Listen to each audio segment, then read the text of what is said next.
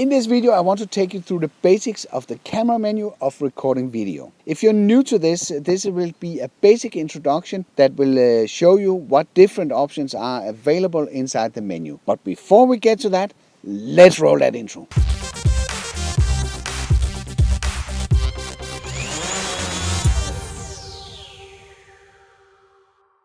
Improve your drone footage by subscribing to my weekly tips, tests and tutorials. Let's pull out the camera menu, and there's basically three options available here. Let's start by the first one. This is where you set the settings that you will be using in flight. So in this you have four different options. The auto setting, where the camera takes care of the most for you. This is something that I would recommend if this is your first time flying a drone. Then just put it into auto and let the drone handle it. There's the manual mode, where you have complete control of all the parameters like you know from a traditional camera. But because this is the Mavic 2 Pro, you have two additional options. Aperture Priority, where you basically can set the aperture of the drone or the amount of light that hits the sensor. And the drone will try to keep that value for you by compensating on the shutter value and the ISO value. You have the other one, that is shutter priority. You can set a shutter speed and the drone will try to keep that shutter speed by compensating on the aperture and the ISO. So if we flick it into manual mode, we can go through the individual settings. And the first line here is the ISO setting. And the ISO setting is the sensitivity of the digital sensor. When I increase that, it will brighten up the image, but it will also introduce noise. So the goal is to have this as low as possible, because that will give you the darkest image with the least amount of noise or the best quality.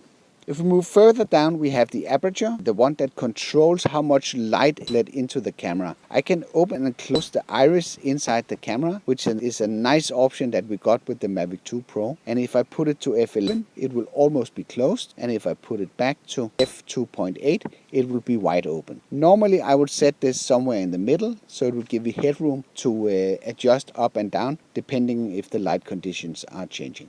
Down here we have the shutter, and that basically dictates how much light each frame is exposed to. And in the bottom we have the exposure compensation value, and that will give you an idea if your picture is under or overexposed, depending on how far the number deviates from zero. Normally I would use manual mode, because that will allow me to have 100% control over the settings. Let's move to the next menu point. In here you can set the video size, and if we look in here, you have several options. You have two 4K modes, you have a 2.7K mode, and you have 1080p, where you can select between a variety of frame rates. Especially the 120 FPS is a pretty nice addition. But if we move back to the 4K modes, there is the 4K full field of view. If you select that one in 25 frames per second, because I'm in Europe, you would see that you get a nice field of view. That will give you a broad, nice picture. If I change that to the HQ mode, 4K HQ mode, it will crop in the picture, so you will see less of the surroundings. So let's try and do that. We'll see what happens there. So we see it crops in the image, but it's supposed to give you a better quality. If we jump back, in here we have the video format, and there you have two different options. If you're on a Mac, you should probably choose MOV, and if you're on a Windows machine, MP4 is preferred. Down here we have the white balance, and the white balance dictates the color temperature of the picture. So if the surroundings are sunny, you need to select sunny. If it's cloudy, you need to select cloudy. And you can also set a custom color if you want to do that. You see that changes the color of the image. I normally switch between sunny and cloudy, but never on auto. The problem about choosing auto for the white balance is that the balance changes during flight when the light condition changes, and you don't want to have that. So basically you're good to go by selecting one of these, but it would be nice for you to select the one that matches the weather. So today we select cloudy.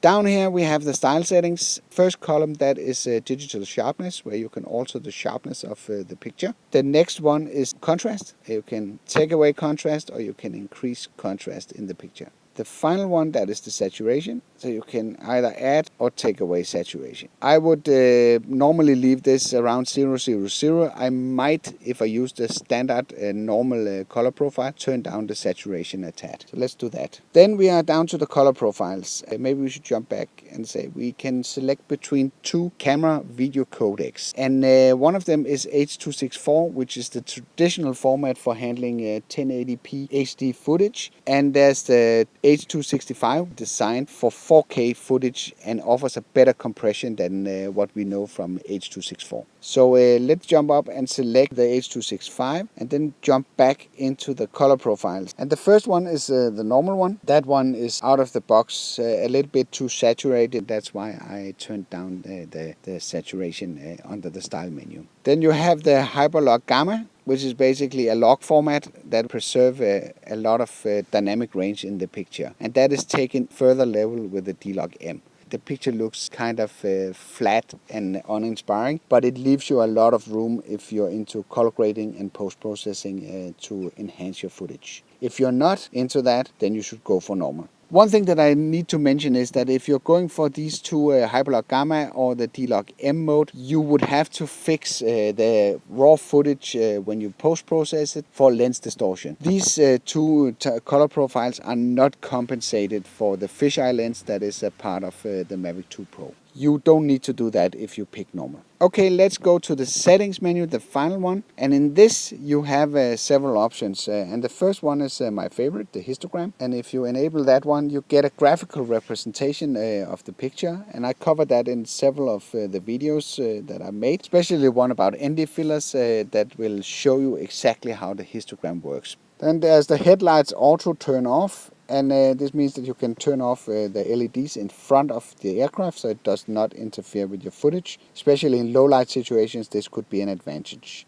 Lock gimbal when capture. It's an option I've never used, but I could imagine that it locks the gimbal in a fixed position when you capture a picture. Enable autofocus continuous mode. That is something that could be at times a little bit annoying because it will keep autofocusing all the time. So I often disable that feature. Then there's the exposure warning. That one is a pretty neat one. That is the tiger stripes. And if I try to make this picture a little bit overexposed, you would see that I start to get stripes here. And those stripes will show me if the picture is over or underexposed. So if I put it like that and I go in here, you can see that it tells me if areas of the footage that I'm recording is overexposed. So that's a pretty nice one. You can sync your HD photos if you want to do that. You can do video captions. I also made a video about that at some point. This stores your camera settings as subtitles on your video. So that's also a pretty nice thing.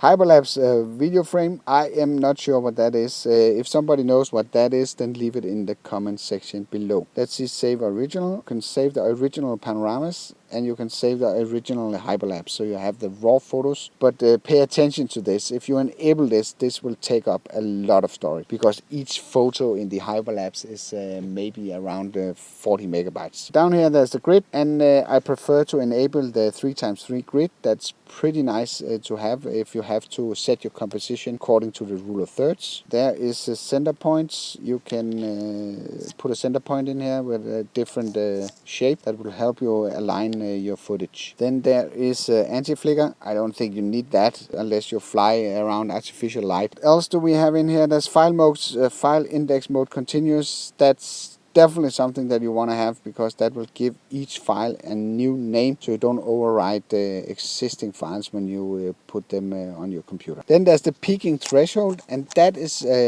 something that will help you see what part of the image is in focus. So I can go in here and I can change the sensitivity of this to make it less dominant in the picture. But these red colors will not be a part of the final recording, so no need to worry about that. Storage location, you can switch between the internal storage or the SD card. There's the format SD card, that's self-explanatory. You can format the internal storage, that's self-explanatory as well. And then there's a general reset of the camera settings. That's the settings that I use for the camera.